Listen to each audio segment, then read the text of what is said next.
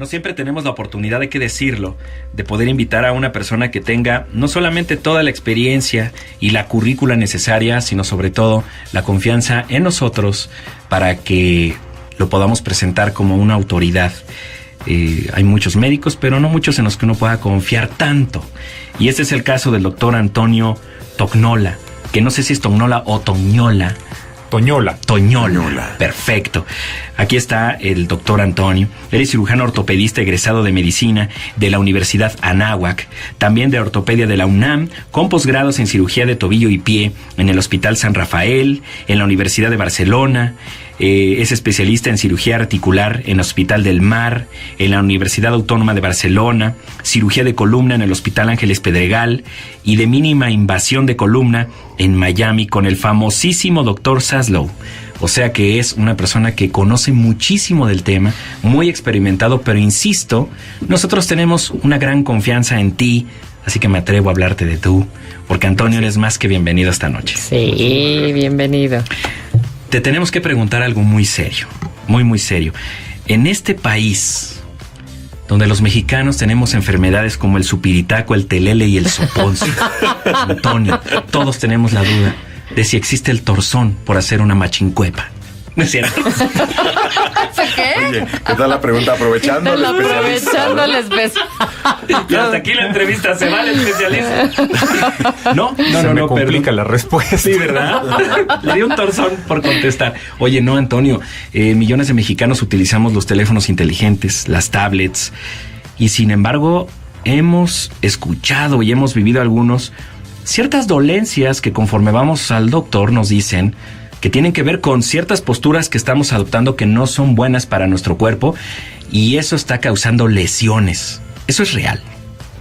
Es correcto. Yo creo que ya tenemos algo de tiempo que se vienen presentando este tipo de problemas que iniciaron hace algún tiempo con las computadoras, primeramente. Posteriormente fueron las laptops, y actualmente las tabletas y los smartphones. Hay muchas patologías que se pueden presentar por el uso excesivo, por un lado, y por otro lado por la postura que se tome al emplear el aparato de que se esté hablando, ¿no? Son varias, podríamos empezar tal vez. Por la más común sería increíble. ¿Cuál es la lesión más común que recibes? Por la más común. Y las más comunes son en las manos, por el texteo directamente en los smartphones. Realmente la gente trabaja mucho con los dedos pulgares, trabaja constantemente, y esto genera que los músculos, tanto los tendones, tanto flexores como abductores, que significa separar el pulgar de este dedo, estén trabajando de forma excesiva. Eso lo que genera es que a final de cuentas se produce una inflamación en los mismos y en la vaina de los mismos, que es la capa que protege precisamente a los tendones, que está llena de líquido y que permite que los tendones libremente se trasladen dentro de ella. Cuando se inflama la vaina del tendón, lo que sucede es que al engrosarse la misma, al estar inflamada, disminuye el espacio interno, que es en donde pasa el tendón. Entonces se ve comprometido. El tendón que se ve comprometido automáticamente sufre un proceso inflamatorio por fricción directamente con la vaina. Y como resultado se produce lo que llamamos una tendinitis o tendonitis, que es una inflamación del tendón. Ya sabía yo que el problema era esa vaina, hermano. Esa vaina, sí. Oye, te duele. Obviamente te empiezan a doler, ese es el primer síntoma. En el caso de los dedos, ajá, solo es el dolor en los dedos, o te produce los codos, como con el mouse, ya ves que te duele hasta el cuello, ¿no? Efectivamente. En el caso del texteo, se produce dolor directamente en los dedos y en la muñeca, en la cara lateral de la muñeca, que es la parte superior, horrible, sí, donde está el pulgar. Correcto. En esa zona pasa precisamente el tendón abductor del pulgar, que es el que lo separa del cuerpo. Este tendón abductor, cuando se comprime, se produce una enfermedad que llamamos tenosinovitis de Kerbein. Esa tenosinovitis de Kerbein yo creo que es una de las enfermedades más comunes por el texteo, por el trabajo constante con los dedos en los smartphones. Realmente el estar repitiendo constantemente hace que se inflame la vaina, que la vaina genere fricción con el tendón, que se inflame el tendón y que a final de cuentas el tendón no se pueda mover dentro de su vaina y por lo tanto el movimiento forzado del mismo produce limitación del movimiento por un lado y dolor intenso por otro. Oye, Antonio, ¿puedo oír las preguntas ahorita de muchos de nuestros escuchas?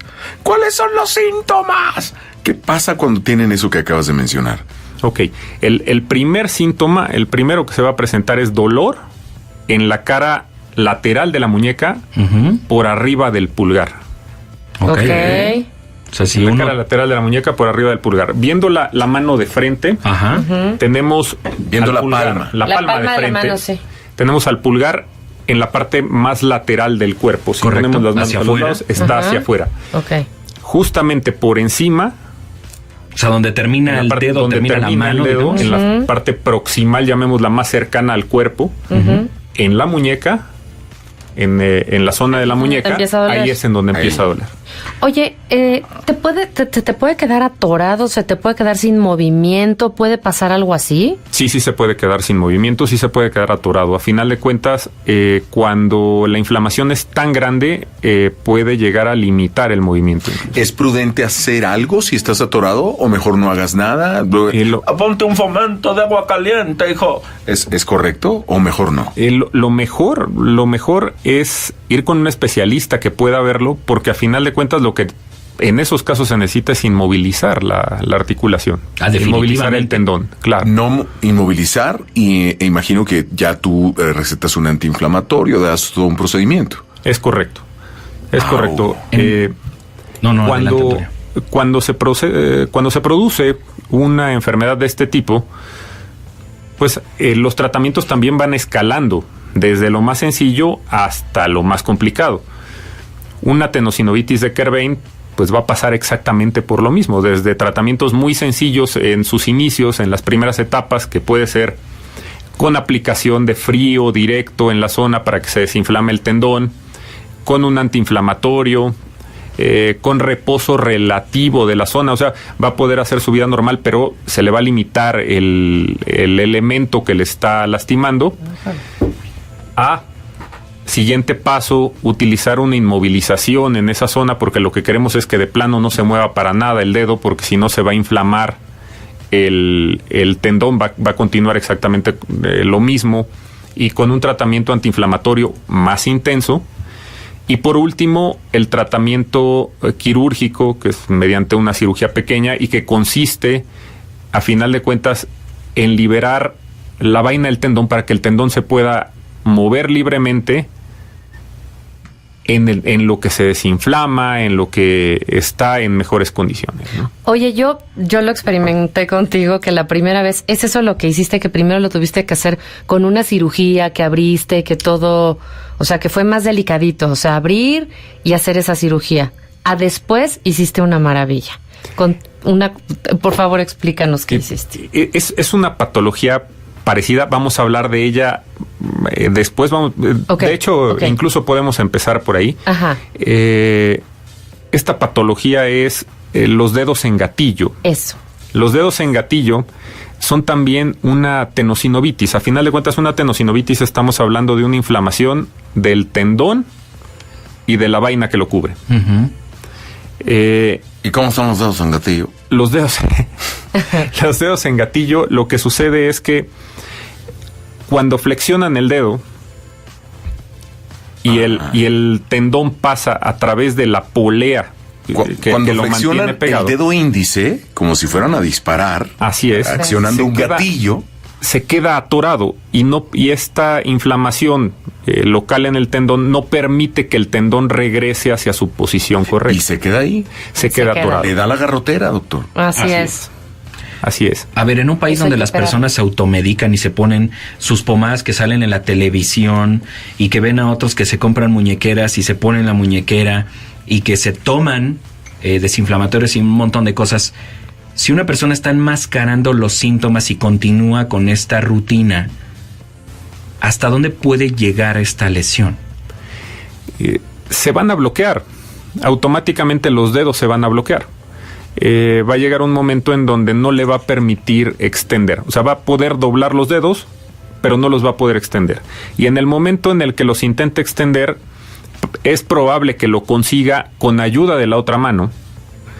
Va a escuchar un chasquido, que es cuando pasa el tendón inflamado a través de la polea. ¡Au!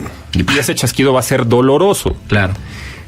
La cuestión es que cada vez que vuelva a flexionar la mano, se va a volver a quedar trabada en la misma posición. ¿Puede romperse ese tendón? ¿O desgarrarse? El tendón se puede romper la polea, que a final de cuentas sería beneficioso en este caso, porque a final de cuentas se liberaría el tendón, pero es probable que por un proceso inflamatorio se pueda romper el tendón, y eso sí podría llevarlo a un procedimiento quirúrgico más serio. Una reconstrucción, una plastía de un tendón es algo mucho más complicado. Claro.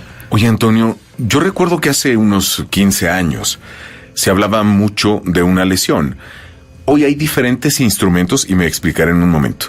Hoy hay diferentes instrumentos para navegar en Internet. Por ejemplo, nuestro mismo celular, hay tabletas, hay otro tipo de artilugios, laptops, etcétera. Pero hace como 15 años, 18, se hablaba muy común de una lesión por el uso del mouse, el famoso túnel del carpio. Uh-huh. ¿Este número ha bajado? ¿Permanece? Permanece el número. Es asociado, nuevamente, vamos a asociarlo, no había asociado directamente con algún elemento el dedo en gatillo, pero lo podemos asociar directamente, uno, con el texteo, en el caso de los pulgares, cuando se presenta ahí, en el dedo índice y en el dedo medio, con el mouse, precisamente. Se asocia mucho con el mouse. Independientemente de que se presentan los dedos en gatillo con el mouse, también se presenta el síndrome de túnel carpiano o de túnel del carpo, que es por un engrosamiento del ligamento que está en la cara palmar de la muñeca, en la cara anterior de la muñeca. Este ligamento, por el uso de la muñeca, a lo largo del tiempo se va engrosando. Uh-huh. Y lo que hace es que al perder elasticidad y volverse más rígido por el grosor del mismo, comprime a los elementos que pasan inmediatamente por debajo de él, que son algunos de ellos elementos nerviosos, como es el caso del nervio mediano, que pasa justamente en el centro de la muñeca, bajo la palma, uh-huh, y que inerva los dedos 1, el pulgar, 2, el índice, 3, el medio, y la mitad del anular, la mitad interna del anular. Oye, Toño, ¿y hay alguna manera en la que no lastimemos de esa manera nuestras, o sea, una posición específica, no lo uses tanto? Que hablamos de dos cosas, del texteo y del mouse. De las dos cosas. Del texteo, por ejemplo. De las dos cosas. Claro. ¿Qué podemos hacer? ¿Hay alguna forma en la que podamos usarlos de una manera correcta? O no sé, si sentarnos de alguna manera o tomar el mouse de alguna manera, o bajarle a hacer esto. O hay otros tipos de mouse también. O hay otro tipo de mouse, o de, no sé, hay unos colchoncitos que te ponen también para que tengas una mejor posición, no sé, algo que no nos afecte tanto. En el caso del texteo, hoy en día una autoridad a nivel médico, como es Clínica Mayo, recomienda más los mensajes de voz que los mensajes de texto. Fíjate. Desde el punto de vista médico, no te va a pasar nada si hablas, pero sí te va a pasar si estás utilizando, si llevas una conversación larga, sí, claro, con los pulgares. Okay. Sobre todo si son conversaciones de grupo en donde uno está texteando constantemente. Entonces, uh-huh, es mejor el texto de voz. Okay. En cuanto al uso del mouse y el uso del tablero, que van de la mano, uh-huh, lo que se recomienda es que las muñecas estén rectas, o sea, que realmente uno pueda tener el mouse o o el teclado por debajo del nivel de los codos. Okay. Si nosotros flexionamos los codos más de 90 grados y estamos trabajando por arriba del nivel, la muñeca va a estar flexionada y eso automáticamente... es un sobreesfuerzo. Sí, es un esfuerzo directo en la muñeca, genera engrosamiento del ligamento que mencionábamos en la parte anterior y hace que trabajen mucho más en extensión los músculos extensores y los tendones extensores de los dedos y de la muñeca, que se originan en el codo y que a final de cuentas nos lleva a otra patología que es la epicondilitis.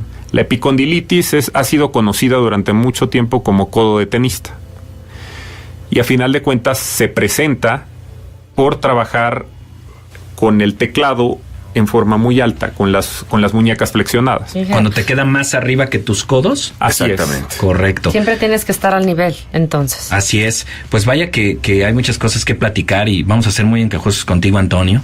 Para las personas que nos van sintonizando, estamos platicando con el doctor Antonio Toñola, que es cirujano ortopedista, que es un especialista en quien confiamos, pues nosotros, las personas que estamos en esta mesa ahora, y que nos está dando tips muy interesantes para que nos evitemos un problema que, como él dice, puede derivar en una lesión que requiere una cirugía que, aparte de que nos va a costar una buena lana, no va a ser nada sencilla, que requerirá trabajo de recuperación, en fin. Por eso estamos platicando con él para tomar previsión, pero le vamos a pedir unos minutos más. Sí. ¿Te vas a quedar con nosotros? Claro que sí. Perfecto. Sigue la espalda, ¿eh? Sigue la espalda, no te escapas. Y el cuellito. Nocturno 93.7, un programa único para una noche única. Estamos de regreso ya con el doctor Antonio Toñola. Hemos estado platicando acerca de estos... ya ahora entendemos, Antonio, que no son tan nuevos males, simplemente cambian ciertos hábitos que hacen que nos lastimemos un poco más ahora los dedos que otros tendones. Pero a mí me da mucha curiosidad preguntarte si hoy te encuentras con casos de gente más joven que antes, con ciertas lesiones o con ciertas dolencias. Sí, por supuesto, por supuesto. Ahora que lo comentas, digo, porque también dentro de los elementos electrónicos pues están los juegos de video. Claro. Otra cosa. Evidentemente, de ahí viene mucha gente joven. Muchos jovencitos que a final de cuentas se lastiman. Hace algunos años, yo creo que más o menos 2007, 2008, salió una plataforma de Nintendo que se llamaba Wii. Correcto. Sí. Con la cual podías jugar de forma independiente, podías estar jugando físicamente enfrente de una pantalla. Y de un sensor, correcto. Y de un sensor. De que salió esa plataforma de juegos, yo creo que pasaron tal vez un par de meses y empezaron a llegar cualquier cantidad de pacientes con lesiones de hombro, lesiones de codo, lesiones de muñeca, por el exceso de juego, porque estaban jugando constantemente con el control y pues estaban demandándole mucho esfuerzo a su brazo, ¿no? Al miembro que estaba trabajando. Entonces, sí, a partir de los juegos de video, pues viene también otra serie de patologías que también se presentan mucho, ¿no? Porque los jovencitos, los niños, tienen juegos de video personales, en los cuales funcionan los dedos igual que como si estuvieran texteando. En los controles es exactamente lo mismo, pero aquí, aparte de, tienen la cabeza con flexión.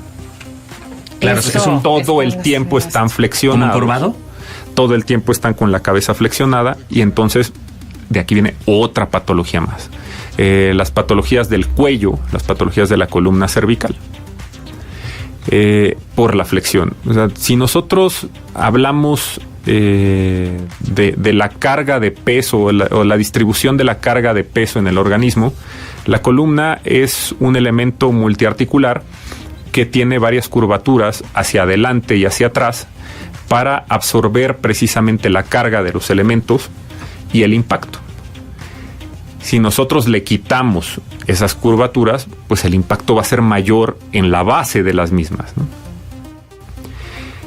Las curvaturas están hechas precisamente para absorber carga, para absorber impacto, pero en una dirección, o sea, tienen un vector de carga. Sí, un diseño, exactamente. Están diseñadas de una manera para algo. Para cargar en forma recta. Si nosotros desplazamos la cabeza hacia el frente, incrementamos automáticamente el peso de la misma en ciertas zonas de la columna, por lo tanto generamos presión en esa zona y generamos problemas automáticamente. Vamos a la espalda baja. Vamos a explicarlo de esta manera. La cabeza pesa aproximadamente entre 4 y 6 kilos. Bueno, si somos Mario y yo, es un poco más grande. Yo también. Es un poco más. Andamos como entre 10 y Somos como 2. yucatecos. Sí. Sí, pero sí es un peso importante. Entre 4 y 6 kilos. Pero entre 4 y 6 kilos pesa en forma lineal, cuando está puesta directamente sobre los hombros. Si nosotros desplazamos la cabeza hacia adelante, claro, el peso de la cabeza se va a incrementar. Y se va a incrementar sobre cierta zona porque está concentrando la carga en una zona más anterior de la vértebra. Si vemos una vértebra como un elemento redondo, como si fuera un círculo, y carga parejo, obviamente la carga se va a dividir en todas las zonas. Se distribuye. En todo el círculo. En todo el círculo. Si nosotros desplazamos la cabeza hacia adelante, la carga va a ser mayor en la parte anterior del círculo. Okay. Mientras más la desplacemos hacia adelante, la carga anterior va a ser mucho mayor y va a ser concentrada en un espacio mucho menor.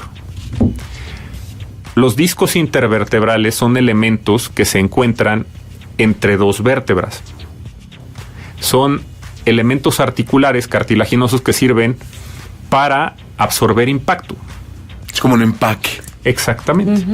Entonces, si ese empaque recibe la carga de forma directa, pues va a funcionar perfectamente bien. Pero si recibe la carga en una esquina y lo estamos mordiendo constantemente en la esquina anterior, pues obviamente la carga la recibe ahí, pero todo el volumen del disco se desplaza hacia la parte posterior. Claro. Si nosotros lo apretamos adelante y se desplaza hacia atrás, se empuja todo lo demás hacia atrás. ¿Esto que crean las hernias? Eso crea hernias discales, efectivamente. Que es algo... Son abombamientos que se generan por aumento de la presión en los discos en la parte posterior del disco intervertebral, que es hacia donde están los elementos nerviosos. Si se presenta una hernia de disco hacia la parte anterior, no va a pasar nada, porque no hay ningún elemento nervioso que vaya a comprimir. A lo mucho, con el tiempo sentirá, si está muy cerca del esófago, que a la hora de tragar tiene algo que le está estorbando. Ay, nanita. Pero si se va hacia la parte posterior, va a comprimir la médula o va a comprimir los forámenes, que son los orificios por donde salen los nervios, claro, que van inervando ciertas zonas del cuerpo, desde el cuello, los hombros, los brazos, sí, como se ramifica tórax, la médula espinal, justamente, ¿no? Así es. Entonces, si comprime algún elemento, pues va a generar un problema en una zona en específico. Y a nivel de la columna cervical, pues se generan muchos problemas a nivel de los miembros torácicos, que son los brazos, los antebrazos, las manos. Nos queda claro con lo que acabas de decir que entonces, y de una manera prioritaria, las personas, todos, debemos de asumir una postura correcta cuando estamos demasiado tiempo haciendo un algo. Por ejemplo, demasiado tiempo sentados en una oficina, escribiendo en una computadora, o demasiado tiempo viendo la televisión o jugando un videojuego. Es o sea, correcto. sí hay que adoptar una postura adecuada, o eventualmente cambiarla. va a venir el tema del dolor. En una persona que está sentada, a ver, en un escritorio, cada vez son más pequeños, cada vez hay menos espacio entre el teclado, la pantalla, y entre el teclado y el usuario. O sea, acá te pone una mesa más pequeñita, la verdad. No, eso sigue igual. La persona está subiendo de peso. También, ¿verdad? Hay que poner la panza en algún lugar. Exacto. No lo quería decir de esa manera, Mario. Quiero ser amable. Pero bueno, el asunto es que si tú te imaginas ahorita, si mentalmente, un escritorio de una persona que tiene una computadora, tiene un teclado, tiene su mouse, ¿cuál debería de ser la postura más adecuada para evitarse este tipo de problemas en ese caso particular? Ok. Estamos hablando de una persona que trabaja en una oficina. Sí, exacto. Ese es el caso más común.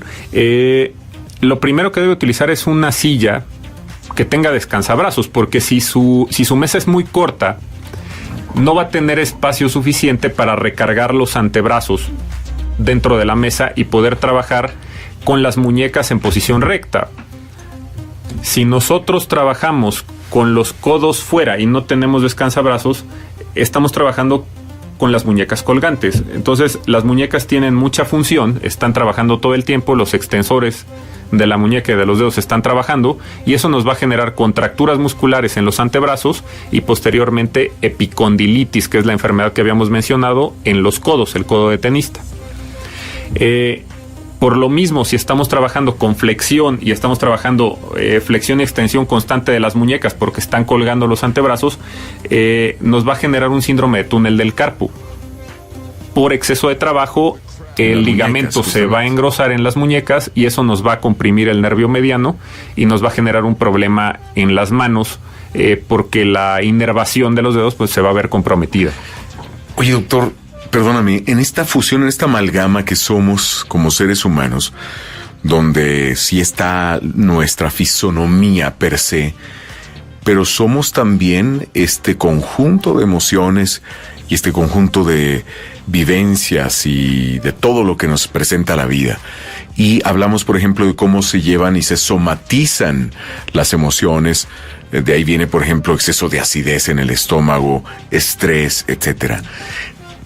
¿Tienes tú detectada o ustedes en su área de ortopedia alguna sintomatología o alguna lesión ortopédica que tengan identificada que venga por un motivo emocional?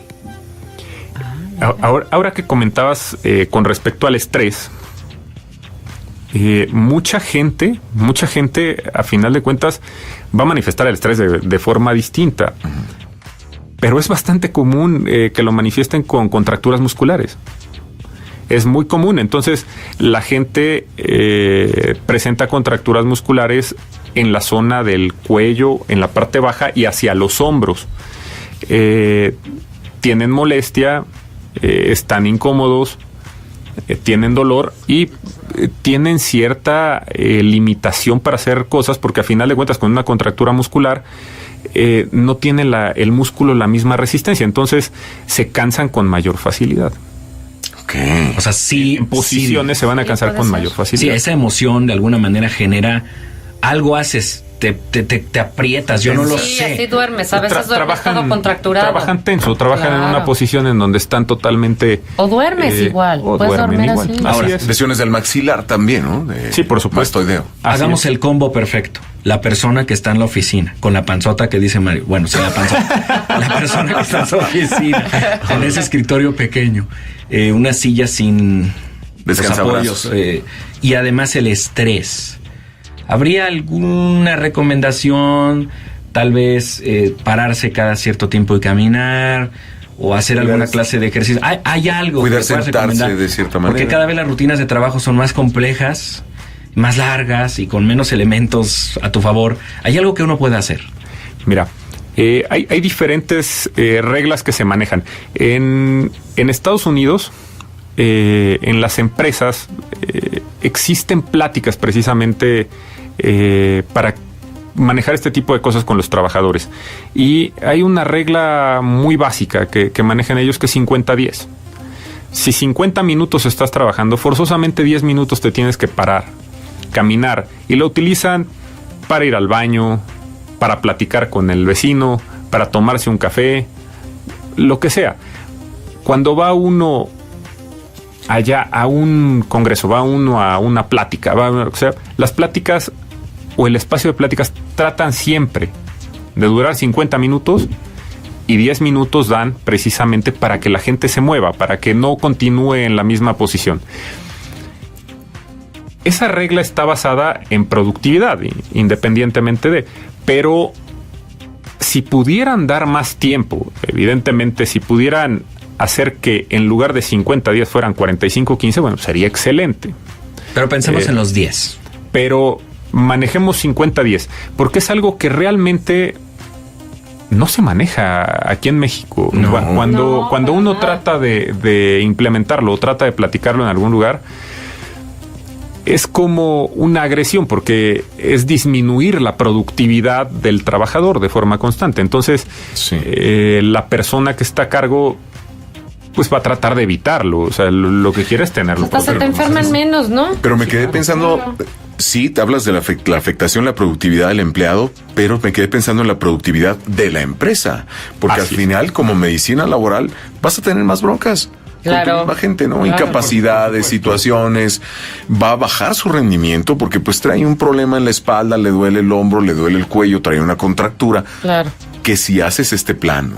Oye, una pregunta más. Sobre los que están trabajando en una computadora y todo, ¿es cierto que también el teclado o la pantalla te tiene que quedar lo más enfrente que puedas para que tú no tengas que agachar y estar lastimando enfrente es a la altura de la a la altura de tu cabeza, exacto, a la altura de tu que tú veas con tus ojitos así, derechito, tú derecho, veas la pantalla y no te estés agachando? ¿Eso te afecta, no te afecta, no pasa nada? No sé. Es correcto. Con respecto a lo que estábamos hablando anteriormente de la cabeza, y digo, a final de cuentas, la cabeza, decía, pesa entre 4 y 6 kilogramos, pero el peso se incrementa de forma importante con la flexión. Claro. O sea, si tenemos 15 grados de flexión, con 15 grados de flexión, el peso que se está distribuyendo ya son 12 kilos, ya no es entre 4 y 6. Claro. Si tenemos 30 grados de flexión, ya estamos hablando de 17 kilos. No, bueno. Si tenemos 45 grados, estamos hablando de aproximadamente 22 kilos. Claro. Y 60 grados entre 27 y 30 kilos. Entonces, la presión es mucho mayor.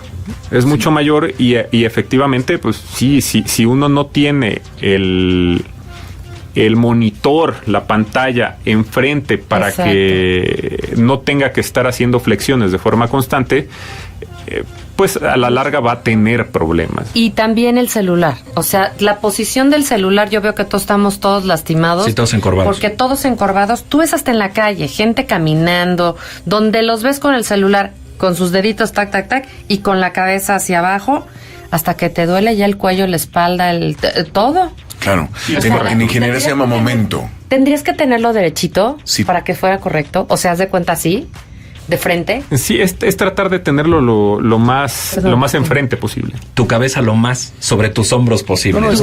En una vertical, digamos. Un ejemplo muy sencillo es si te agarras tú un frasco de mayonesa, por ejemplo, o una maceta, agárrala con tus dos manos y ponla aquí pegada a tu pecho y siente cuánto pesa.